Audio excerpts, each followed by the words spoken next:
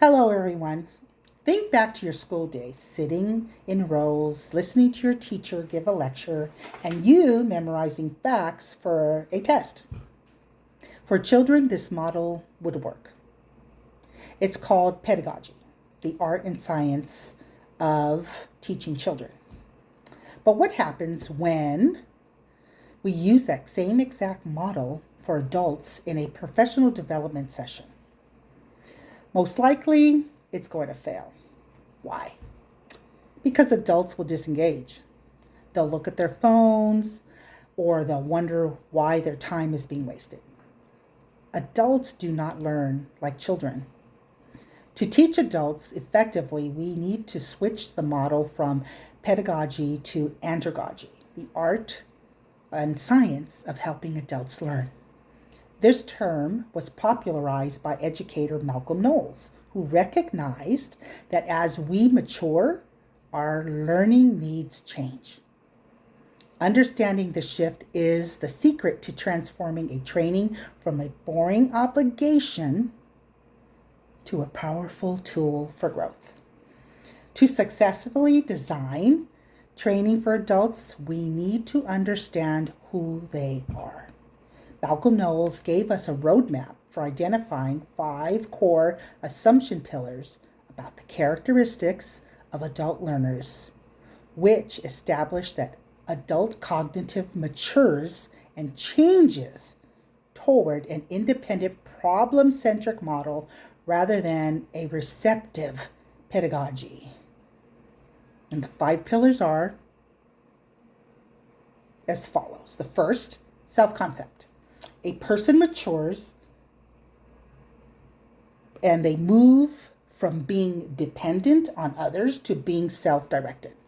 Adult learners want to have a say in their own learning. They do not want to be spoon-fed, but they want guidance and involvement in their own educational journey. Second, the role of experience. Adults enter training sessions with a wealth of life and professional experience. This experience is a rich resource for learning. They want to connect new information with what they already know, and they appreciate it when their expertise is acknowledged.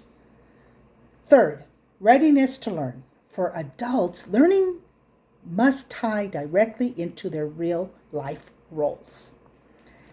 An adult becomes ready to learn when they experience a need to know it, usually to cope more effectively with real life tasks or problems. Fourth, orientation to learning. Children are often subject-centered. They learn math or history just to know it. Adults are problem-centered. They want to learn skills they can apply immediately to solve a problem at work or in life. They care about the here and the now, not the someday. Fifth, motivation to learn.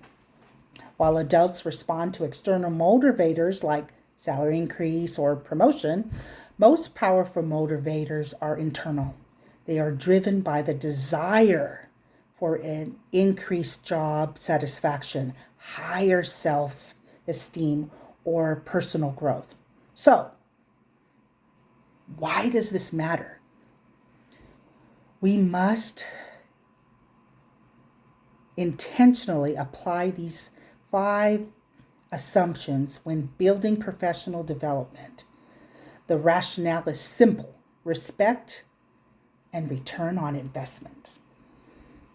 When organizations ignore andragogy, they treat adults like children. The result is often resistance, resentment, wasted resources. Adults lack time and mental energy.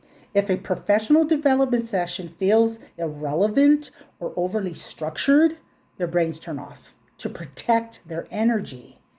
By applying the andragogical principles, you align your instruction with how the adult brain naturally processes information. You build a collaborative environment where learners feel respected and increase engagement. You improve retention and ensure that the skills taught actually transfer back to the workplace. Now that we know the theory, how do we execute it? Let's look at the 3 best practices for creating and delivering effective, engaging presentations to adults. Problem-based, case-centric design. Start your presentation with a real-world problem or case study. Ask your adults how they would solve it. This taps into their problem-centered orientation and forces them to pull from their existing experience right from the beginning. Next, facilitate, don't lecture. Use a 70-30 rule. You speak for 30% of the time and let the audience talk, collaborate, and practice for 70% of the time. Use small group breakouts, peer-to-peer discussions, and structured debates. Third, provide immediate action takeaways. Every adult in your audience is asking themselves, what's in it for me? End your presentation by giving them tangible tools. This could be a checklist, a template, or a prompt framework that they can use tomorrow. Now, effective training can easily fail if presenters ignore the human element in the room, as cultural, ethnic, and gender biases from either side can create invisible barriers that can destroy trust and stop learning. So establishing clear ground rules early on ensures equitable participation through structured turn-taking and preventing dominant voices from taking over.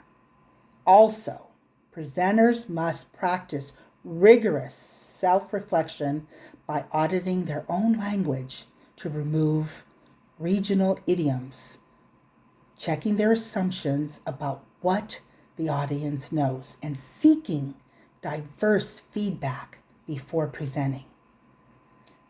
Delivering instruction to adults is not about downloading information into empty vessels. It's about unlocking the immense potential already sitting in front of you. Thank you.